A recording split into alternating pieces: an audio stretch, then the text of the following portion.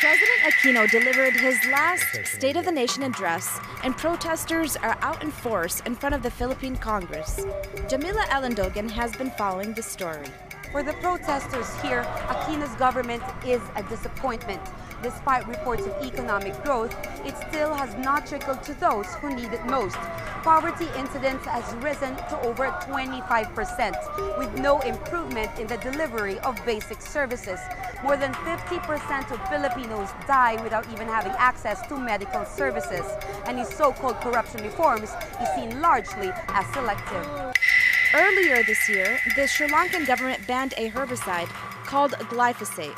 It kills weeds, but fears are it also causes cancer.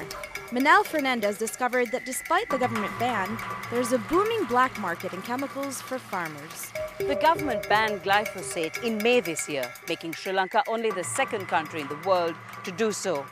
The weed killer made popular by Monsanto is still available on the black market. We bought this can quite easily.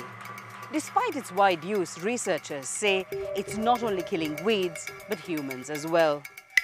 Bangladesh's government says its country has a drug problem, and it's pinning much of the blame on its border with Myanmar. There are about 400 guards patrolling the border, which is about 54 kilometers long, and those guards are now focusing on drug smugglers. Meher Sattar tagged along with one patrol along the border. This is over $2 million worth of methamphetamine that's been smuggled across the border from Myanmar. If officials hadn't made this bust, most of it would have ended up in the capital, Dhaka, where people are struggling with a growing meth addiction problem. All this and more on Al Jazeera.